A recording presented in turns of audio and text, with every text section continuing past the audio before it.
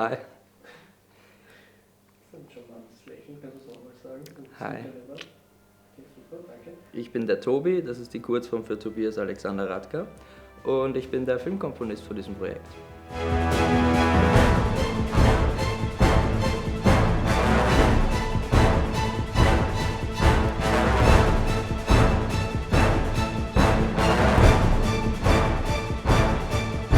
Also ich bin Filmkomponist hauptberuflich, arbeite aber nebenbei noch als Tonmann in einer Filmproduktion, sprich Mikrofon halten. Und es war nicht mein Plan, Filmmusiker zu werden. Ich habe einfach gern Musik gemacht mit 7. Ich meine, welcher 7-Jährige will Filmkomponist werden? Und bin eben sehr viel mit Filmmusik auch aufgewachsen, weil wir es immer in den Autofahrten gehört haben, ziemlich epische Autofahrten. Und irgendwann habe ich mir dann gedacht, so, ja, es wäre eigentlich ganz witzig, sowas mal zu machen, so für Orchester zu schreiben. Und habe es dann probiert. Und irgendwie hat es sich dann ergeben. Und jetzt kürzlich habe ich an einem Kinofilm gearbeitet, der jetzt in die österreichischen Kinos kommt. Das, was es mir weitergebracht hat, ist, dass es mein erster Film in Spielfilmlänge war und das unterschätzt man wirklich. Weil wenn man immer nur Kurzfilme macht, ist das so, ja, man fängt an, eine Woche später ist man fertig, man hat einfach nur so 15 Minuten, aber wenn der dann wirklich 2,5 Stunden dauert oder 2 Stunden und es hört nie auf und du machst einen Track fertig und du weißt, da kommen noch viele andere. Das ist, man unterschätzt es, aber es ist dann, die Kleinarbeit ist trotzdem immer dasselbe und das macht eigentlich schon ziemlich Spaß. Ich glaube, ausbildungstechnisch ist man nie komplett. Aber ich stehe nicht so auf Unis und auf dieses Sitzen und Lernen. Ich mache es lieber, während ich es eigentlich schon können sollte. So ein Learning by Doing, so, ja, ich kann es und dann, verdammt, und dann lerne ich es halt dabei. Weil, ich weiß nicht, ich habe gern so eine Art Mentor, so einen, nicht Privatlehrer, der mich benotet, aber halt jemanden, den ich fragen kann, der sich auskennt, der aktiv in der Branche arbeitet.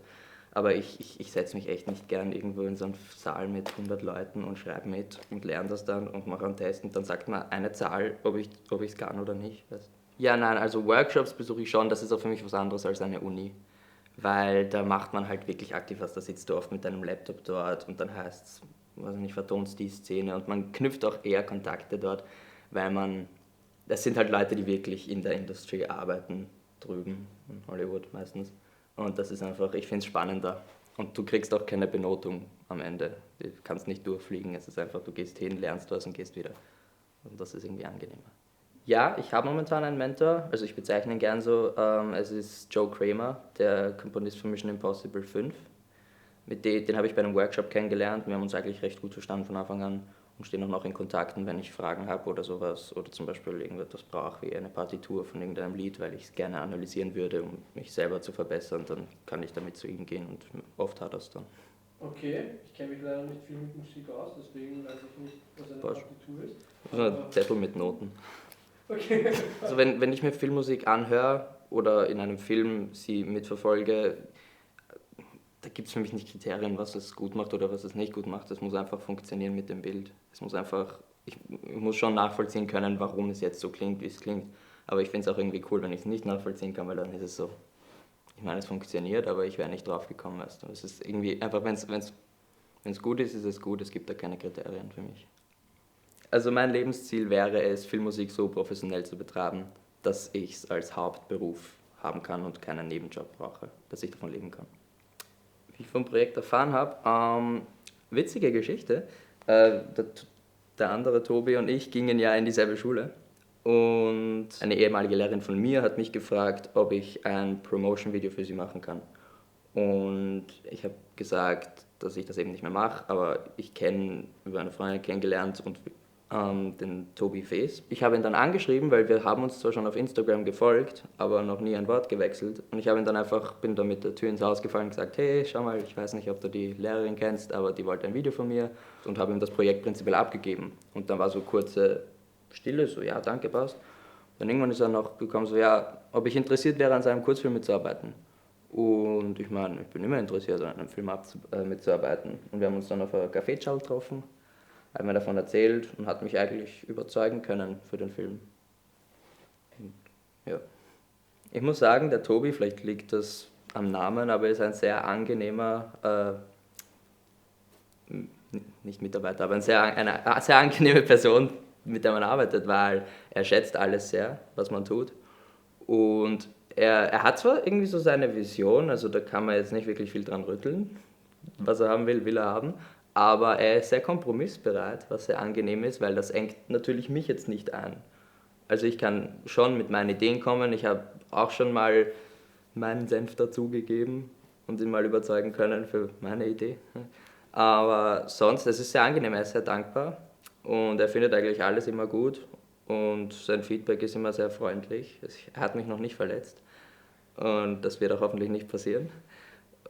Und sonst, ja, also ich mag die Arbeit mit ihm. Lass mal in die Kamera schauen und sagen, ich würde Tobias Fees weiterempfehlen.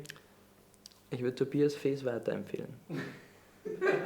Also mein Prozess ist prinzipiell sehr unterschiedlich. Oft sitze ich einfach nur da für Stunden und schaue mir den Film rauf und runter an und spiele irgendwas dazu, bis es gut klingt für mich. So, ich improvisiere und dann immer so, das könnte es sein. Und dann nehme ich es mal auf. Manchmal kommt es mir beim Duschen. Mir schon mal beim Skifahren auch gekommen, da musste ich dann stehen bleiben, Voice-Memo machen, mich aufnehmen, singen auf einer Piste und weiterfahren, dass ich nicht vergesse. Ja, also Prozess gibt es da wirklich keinen. Man setzt sich hin und ganz ehrlich, man fängt einfach an, weil irgendwo muss man anfangen. Und wenn man dann reinkommt, geht es flüssiger. Hürden, glaube ich, gibt es keine, weil dadurch, dass wir schon ein Gespräch vorher hatten über den Film, wusste ich so zumindest so circa, was er möchte. Und ich glaube, also ihm hat meine erste Idee eigentlich gleich gefallen. Also es gab jetzt nicht so 50.000 Anfangsversionen, wie es üblich ist. Es gab dann immer mehr Ausbesserungen und Perfektionskorrekturen, aber so prinzipiell wirkliche Hürden gab es da noch nicht. Ich versuche schon immer die Emotion zu treffen, weil das ist eigentlich der Sinn von Filmmusik. Dass man sozusagen wenn man es mit einem Buch vergleicht, hast du in einem Buch zum Beispiel die Möglichkeit, eine Szene von 1 Sekunde über 4 Seiten zu schreiben und zu sagen, was jeder fühlt, aber das kannst du in einem Film nicht machen. Deswegen musst du irgendwie das Unterschwellige nochmal rüberbringen. Und das versuche ich natürlich immer zu schaffen. Der epische Track war vielleicht ein bisschen too much, weil gleich das Publikum so zu überfluten mit Emotionen ist vielleicht keine gute Idee am Anfang. Deswegen mussten wir es dann dezenter machen. Aber natürlich passt man es auch an das Optische an. Also man zum Beispiel so mit Stereotypen arbeiten, was jetzt in dem Projekt nicht der Fall ist, aber prinzipiell geht man nicht nur auf die Emotionen, sondern man macht so eine gute Mischung aus dem, was man sieht und dem, was man nicht sieht.